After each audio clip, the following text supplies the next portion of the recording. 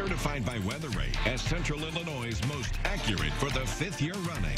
This is your WCIA 3 Forecast First, sponsored by Napleton's Kia of Urbana. Cloudy skies remain, as well as light rain showers coming through the southwest going to the northeast. And our temperatures very cool, right around 50 degrees or so. 51 in Champaign, as well as in Danville, 53 in Watseka, and 48 in Jacksonville. Also adding to that, our winds, they've been very breezy coming in out of the southwest, up to around 35 miles per hour earlier. Now they're between about 20 and close to 30. We're still expecting cloudy, possibly even a little bit of some rain showers, as well as the windy conditions going through the evening. But once we get to tomorrow morning, we're going to try to clear out, but it'll be chilly with temperatures dropping to 43.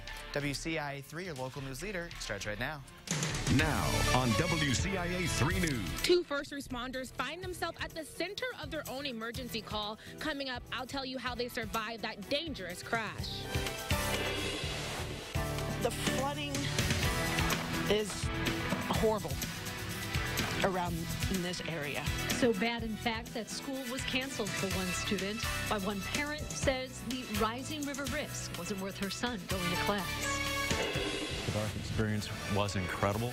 Our operations staff, our event services staff did some amazing things. 4 shows in 3 days at the State Farm Center. What's being said after the arena hosted its biggest weekend ever. You're watching your local news leader. This is WCIA 3 News at 6 in high definition. I wasn't for sure if he was able to come home. This Villa Grove mother was worried about how her son would get to and from school. Just one community hit hard by flooding. Good evening, I'm Aaron Bennett. And I'm Jennifer Roscoe. Several streets are closed throughout the city. It's because Villa Grove got about 4 inches of rain this weekend. WCIA 3's Maggie Hockenberry with us now.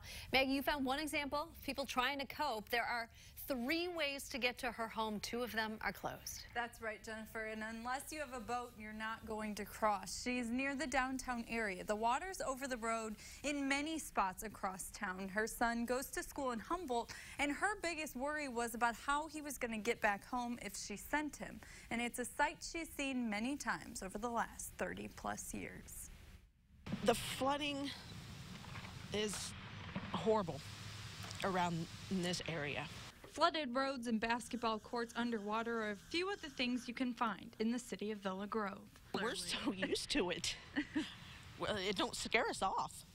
We're just so used to it.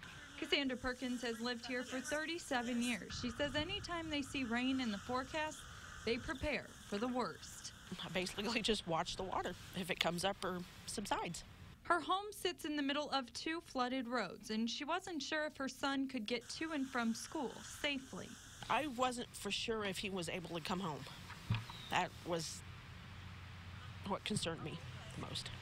She decided to play it safe and let him stay home. He'll probably go back tomorrow. It's estimated the city had about 4 inches of rain come down, and unfortunately with the colder temperatures, it could be a while before they get some relief. Everybody's like chickens, heads cut off. Don't know what to do. Trying to put everything up on higher ground. It's a problem the city deals with regularly, and Perkins says this is definitely better than some of the times it's happened in the past. Back, I think it was 93 or 94, our whole front yard was nothing but a river. We had fish in the backyard, and I remember my brother fishing out from the back porch with a fishing pole. There are still signs up warning drivers about the water on the roads, and we didn't hear about anyone with a flooded home, but we did see a lot of flooded lawns. Jennifer? And I remember reporting out there in 93, 94. Oh, yeah. I was in a rowboat interviewing I people. got to find that video for All right, sure. Thank you. Now, this time 4 years ago, Villa Grove was dealing with a city shutdown, the whole city because of floodwaters. We're digging deeper now. It was the end of April. Several roads were closed. Firefighters even had to be on standby to help if anyone was stranded. There was also damage to several homes.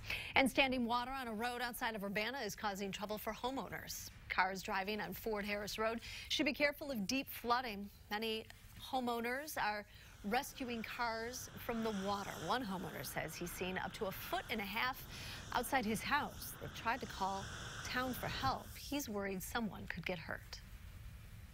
If we get another rain with the ground being saturated the way it is, everything's going to be filled over. The roads are going to be unpassable, and it gets pretty bad. Anderson says the standing water is also destroying homes in the neighborhood. Some people in Logan County are calling Saturday night's storm the worst they've ever seen. Much of the damage happened in Middletown, where the wind knocked out power for more than 24 hours. The community of about 300 people felt the wrath of winds that reached nearly 65 miles per hour. The National Weather Service is calling it a downdraft, which means the wind came straight down, hit the ground, and spread outward. Luckily, no one was hurt. A bike trail in Macon County is temporarily closed due to flooding. The Rock Springs Fairview Bike Trail could be closed for the rest of the week. The Macon County Conservation District says once the water recedes, it will still need to be cleared of mud and debris. To find out the most up-to-date trail conditions in Macon County, we have a link on our website, IllinoisHomepage.net. So what were you dealing with this morning? It is our sound off at 6 tonight. We're looking for some of the pictures of all the water that you've had to deal with, like this one that Megan posted of her basement. Go to the WCIA Facebook page to post a picture of what you woke up to. We'll show some of them later in the newscast. Well, 2 paramedics are safe after hydroplaning on the highway and crashing their ambulance. It happened on I-55 South near Bloomington. This weekend's rough weather to blame again. WCIA 3's Raquel Martin live in Springfield. Raquel, the roads in central Illinois, nothing like they were this past weekend. That's right. And these 2 medics were driving home to their station after they dropped off a patient. They said the roads were slick and very wet, and that's when they lost control of their ambulance. They say it could have happened to anyone. We're not worried as far as coming back out and coming back to work. Matter of fact, me and my partner from the accident are going to be here at work tomorrow morning at 7 o'clock. Be back ready to do it all again. As a paramedic, Michael Mercer is no stranger to emergency situations. Helping those in need is part of the job. But he says he never imagined he'd be the one calling for help. We were both hurting. We both had some pain, some little bumps and bruises, abrasions, things like that, but nothing that was critical. Early Saturday morning, he and his partner lost control and crashed their ambulance on the highway. I wouldn't say we were scared, but we were more so just trying to figure out, what was going on and just holding on. Wet roads sent the 20,000-pound vehicle into guardrails. They were able to care for themselves while they waited for help. It was different, having to take care of my partner. I was treating my partner and his injuries at the time rather than my own. That's what these guys are trained to do, is to take care of people in emergency situations. So, luckily they were both well enough to be able to care for one another. The 2 were rushed to the hospital. They only suffered minor injuries. They say they're grateful to be safe. That accident was a high-speed accident, and it could have been a whole lot worse as far as injury-wise. I'm just glad that they weren't injured badly. I'm glad that they're coming back to work. The accident report shows that no one was at fault during this accident. Those at the Logan County Paramedics Association say that they are trained to keep safety first when driving. Live in Springfield, I'm Raquel Martin, WCIA 3, your local news leader. Raquel, thank you. The CEO of the Logan County Paramedics Association says since 1999, they've responded to more than 100,000 calls. They are happy to have only lost 4 ambulances to accidents, and better yet, no lives. Other news now. A Ford County man accused of shooting a horse was in court today. This is an update from your news leader. 25-year-old Matthew Harrell was charged with aggravated animal cruelty, criminal damage to property, and aggravated assault. Police say he pointed a gun at his girlfriend, then shot her horse. Today, he waived his rights to a preliminary trial and was assigned a lawyer. A beauty supply store is back open for business today after some unexpected visitors stopped by over the weekend. 2 deer broke into Sally Beauty on North Prospect in Decatur Sunday night. They got in around 7:30, and as you can see, the glass on the front door was broken out. In addition to the broken window, the deer caused quite a mess inside. No word yet on how much those repairs will cost. 3 people in Urbana are without a home after a fire this morning. It happened in the 900 block of East Park Street in Urbana. Firefighters say the family came home around 4:30 this morning. They saw smoke and called for help. Investigators say the fire started in the kitchen and didn't spread anywhere else.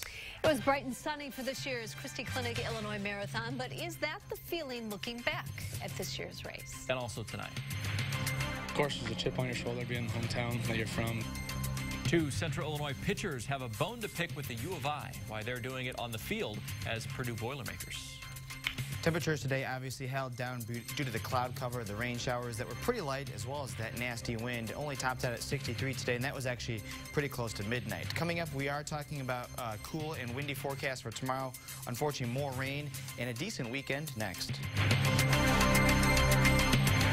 Live from your local news leader, Jennifer Roscoe, Aaron Bennett, Central Illinois' most accurate forecast, and Brett Barnes on sports. You're watching WCIA 3 News at 6.